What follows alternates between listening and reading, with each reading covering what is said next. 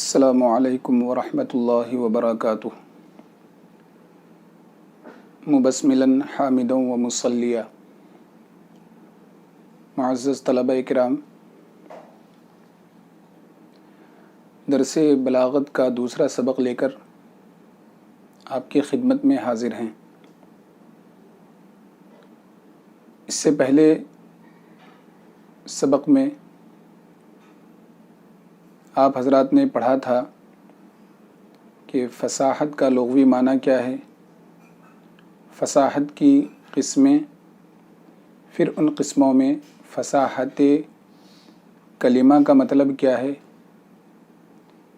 یہ ساری تفصیل آپ نے گزشتہ سبق میں پڑھی تھی۔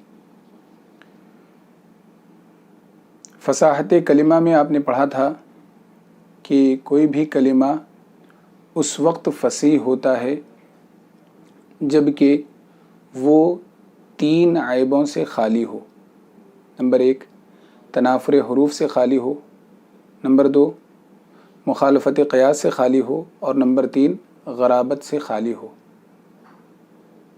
تنافر حروف کا کیا مطلب ہے، اس کی ساری تفصیل، اس کی تعریف، اس کی تشریح، اس کی مثالیں آپ حضرات نے پڑھ لی ہیں۔ اس سبق میں مخالفت قیاس اور غرابت، ان 2 چیزوں کو سمجھنے کی کوشش کریں گے۔ مخالفت قیاس کا مطلب یہ ہے کہ کوئی بھی لفظ صرف کے قاعدہ اور قانون کے خلاف ہو، صرف میں جو قاعدہ بیان کیا گیا اس کے خلاف وہ لفظ ہو تو اس کو کہیں گے مخالفت قیاس۔ مثلا اس کی مثال دیکھیں کہ ایک لفظ ہے یہاں پر بوقن، اس کی جمع بوقات۔ بوقات یعنی جمع مؤنث سالم کا وزن اس لفظ سے بنایا جاتا ہے عموماً جو لفظ کے مؤنث کی علامت سے خالی ہو۔ جس واحد میں مؤنث کی کوئی علامت نہ ہو اس کی جمع سالم عموماً جمع مؤنث سالم کے وزن پر نہیں آتی، البتہ اس کی جمع قلت بنانا ہے تو اس کے لیے دوسرے اوزان ہیں، اس میں سے ایک وزن ہے افعال۔ جمع قلت کے 4 اوزان اور اس کے ساتھ 2 وزن اور ہے، جمع مذکر سالم اور جمع مؤنث سالم، جو کہ غیر معرف باللام ہوں، اس پر الف لام داخل نہ ہوں، یہ بھی جمع قلت کا وزن ہے۔ اب ایک لفظ ہے بوقن، اس میں دیکھیں یہ واحد ہے، اس میں کوئی بھی تانیث کی علامت نہیں ہے۔ اس کی جمع اگر جمع مؤنث سالم کے وزن پر بنائی جائے تو وہ صرفی قاعدے کے خلاف وہ جمع ہوگی۔ اس کی جمع ہی اگر بنانا ہے اور جمع قلت بنانا ہے تو جمع مؤنث سالم غیر معرف باللام کی بجائے اس کو افعال کے وزن پر یا جمع قلت کے جو دیگر اوزان ہیں ان وزنوں میں سے کسی وزن پر اس کی جمع بنائی جائے گی اور اس کی جمع لائی جائے گی۔ اب یہاں پر دیکھیں اگر بوق کی جمع کوئی بوقات استعمال کرے تو یہ چونکہ صرفی قاعدے کے خلاف ہے، صرفی اصول کے خلاف ہے، اس لیے اس کو مخالفت قیاس کی وجہ سے غیر فصیح کہیں گے۔ البتہ اگر اس کی جمع قلت ابواق لائی جائے تو پھر وہ لفظ کیا ہے، فصیح ہو جائے گا۔ اسی طرح ایک لفظ ہے موددتن۔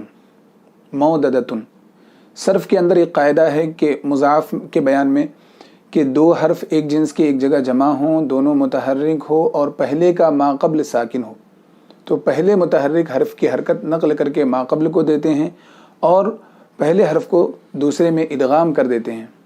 مثلا دال کی حرکت نقل کر کے واو کو دے دیں گے اور دال کو ساکن کر کے دال کا دال میں ادغام کر دیں گے تو اب یہ بن جائے گا مودتن۔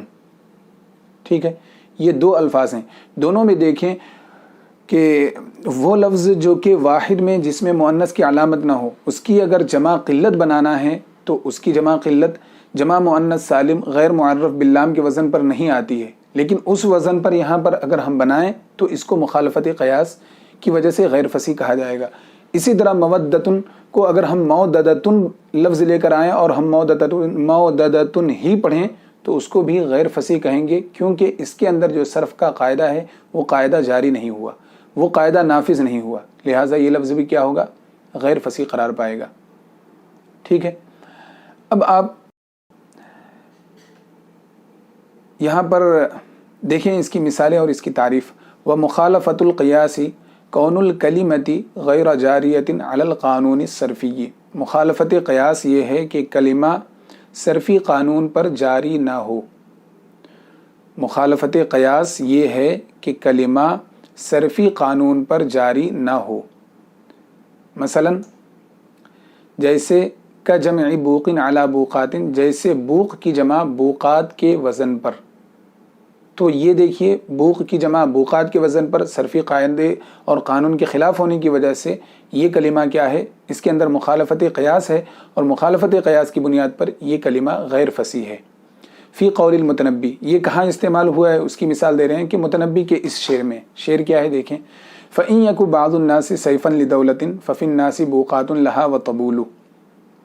سب سے پہلے شعر کا ترجمہ دیکھیں کہ پس اگر بعض لوگ سیفن تلوار ہیں، لدولتن سلطنت کے لیے، ففی الناس تو لوگوں کے درمیان، لوگوں میں، بوقات لہا اس کے لیے، بوق کی جمع بوقات باجا، اس کے لیے باجے، و طبول اور ڈھول ہیں۔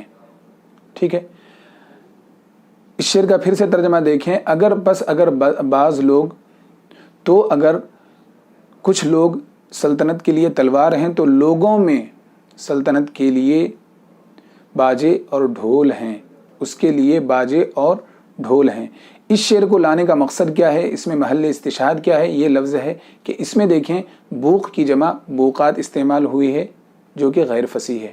ایک اور مثال دیکھیں، اچھا اس کی وضاحت، اذ القیاس فی جمعہ للقلۃ، اس لیے کہ قیاس، اس کے جمع قلت میں قیاس ابواق ہے، یعنی قیاس کا تقاضا کیا ہے کہ اس کی جمع قلت ابواق ہو۔ وَكَمَوْدَدَةٍ فِي قَوْلِهِ إِنَّ بَنِيَّ لَلِئَامٌ زَهَدَةٌ مَا لِيَ فِي صُدُورِهِمْ مِن مَوْدَدَةٍ، اور جیسے لفظ موددتن ہے، لفظ موددتن ہے، کہاں پر؟ متنبی ہی کے شعر میں، فی قولہ اسی کے شعر میں۔ کیا ہے شعر؟ پہلے شعر دیکھ لیں اور اس کا ترجمہ دیکھ لیں۔ ان بنیہ بے شک میرے بیٹے، للئام ضرور کمینے ہیں، زہدتن بے رغبت ہیں، دلچسپی نہیں لیتے ہیں، ما لی فی صدورہم ان کے سینوں میں نہیں ہے، ما نہیں ہے، لی میرے لیے، من موددتن کچھ بھی محبت۔ یقیناً میرے بیٹے یقیناً میرے بیٹے بدبخت اور بے رغبت ہیں، ان کے سینوں میں میری کچھ بھی محبت نہیں ہے۔ یہاں پر بھی آپ دیکھیں اس شعر کے لانے کا مقصد کیا ہے کہ اس لفظ کو، موددتن جو لفظ ہے، اس لفظ کی غیر فصاحت کو بتانا مقصود ہے۔ کیوں؟ والقیاس مودتن، قیاس کا تقاضا یہ ہے کہ یہاں پر موددتن نہ ہو بلکہ مودتن ہو، بالادغام، ادغام کے ساتھ۔ اچھا، فصاحت کلام کے لیے جو 3 عیب ہے سے خالی ہونا ضروری ہے، اس میں ایک آخری عیب ہے غرابت، غیر مانوس ہونا، جانا پہچانا لفظ نہ ہو۔ جو ناقدین ہیں، جو نظم نگار اور نثر نگار حضرات ہیں، ان کے اصطلاح میں یا ان کے الفاظ میں وہ استعمال نہ ہوتا ہو تو اس لفظ کو کہیں گے غریب، غیر مانوس لفظ۔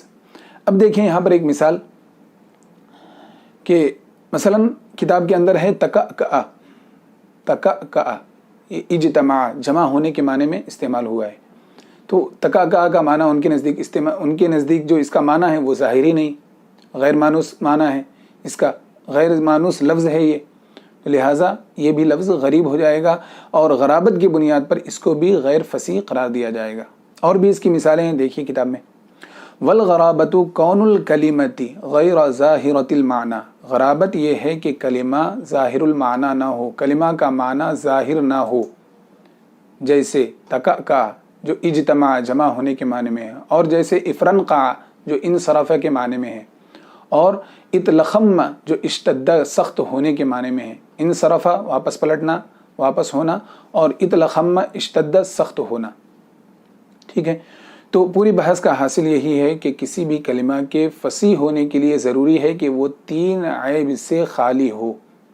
نمبر 1 تنافر حروف، نمبر 2 مخالفت قیاس، نمبر 3 غرابت، ہر ایک کی تعریف، ہر ایک کی مثال اور ہر ایک کی وضاحت مکمل ہو گئی۔ یہاں پر دوسری قسم کا بیان شروع ہو رہا ہے۔ آپ نے پڑھا تھا کہ اصطلاح بلغاء میں، اہل بلاغت کی اصطلاح میں فصاحت کی 3 قسمیں ہیں، یا فصاحت 3 چیزوں کا وصف بنتی ہے۔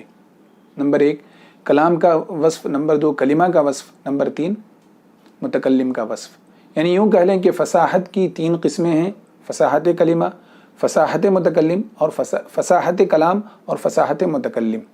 تو پہلی قسم کا بیان مکمل ہوا، دوسری قسم کا بیان فصاحت کلام کا بیان شروع ہو رہا ہے۔ اس بیان کو سمجھنے سے پہلے آپ یہاں پر دیکھیں کہ فصاحت کلام کے لیے کلام کا 3 عیب سے خالی ہونا ضروری ہے۔ فصاحت کلام کے لیے جو ایک کلام کے اندر جتنے اجزاء ہیں، ان اجزاء کا جو مجموعہ ہے کلام، اس کلام کا 3 عیب سے خالی ہونا ضروری ہے۔ ٹھیک ہے، سب سے پہلی چیز تو آپ یہ یاد رکھیں کہ کسی بھی کلام کے اندر جتنے بھی کلمات استعمال ہوئے ہیں، ہر ایک کلمہ اپنی جگہ پر فصیح ہو، ہر جز اپنی جگہ پر فصیح ہو۔ سارے فصیح الفاظ، سارے فصیح کلمات جمع ہونے کے بعد جو کلمات فصیحہ کا مجموعہ ہے، فصیح کلمات کا جو مجموعہ ایک جگہ اکٹھا ہوا، وہ مجموعہ 3 عیب سے خالی ہو۔ نمبر 1 تنافر سے، نمبر 2 ضعف تالیف سے، نمبر 3 تعقید لفظی اور معنوی سے خالی ہو۔ یہ ان 3 عیب سے فصیح کلمات کے مجموعے کا خالی ہونا ضروری ہے۔ اب یہ تنافر کلمات کیا ہیں، ضعف تالیف کیا ہیں، اور تعقید لفظی اور تعقید معنوی کیا ہے، یہ ساری تفصیل آئے گی۔ پہلے اس کی تعریف دیکھ لیں۔ وفصاحت الکلام سلامتہ من تنافر الکلمات مجتمعۃ ومن ضعف التالیف ومن التعقید ومع فصاحت کلماتہ۔ فصاحت کلام کے لیے ضروری کیا ہے کہ سلامت ہو، وہ سالم ہو، وہ محفوظ ہو 3 عیوب سے۔ نمبر 1 جو کلمات کا مجموعہ ہے، الکلمات ذو الحال اور مجتمعۃ حال، جو کلمات کا مجموعہ ہے اس مجموعے سے کے تنافر سے محفوظ ہو 1۔ نمبر 2 ضعف تالیف سے محفوظ ہو۔ نمبر 3 تعقید سے محفوظ ہو۔ تعقید میں دونوں قسمیں آ گئی، تعقید لفظی اور تعقید معنوی، دونوں طرح کی تعقید سے وہ کلام محفوظ ہو۔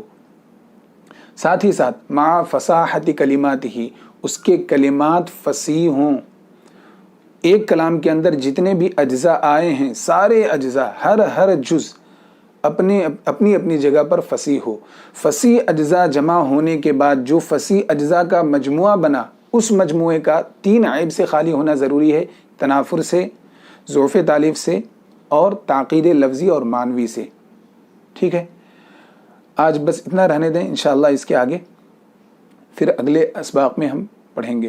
وصلی اللہ تعالی علی خیر خلقہ سیدنا محمد وآلہ واصحابہ اجمعین برحمتک یا ارحم الراحمین والحمد للہ رب العالمین۔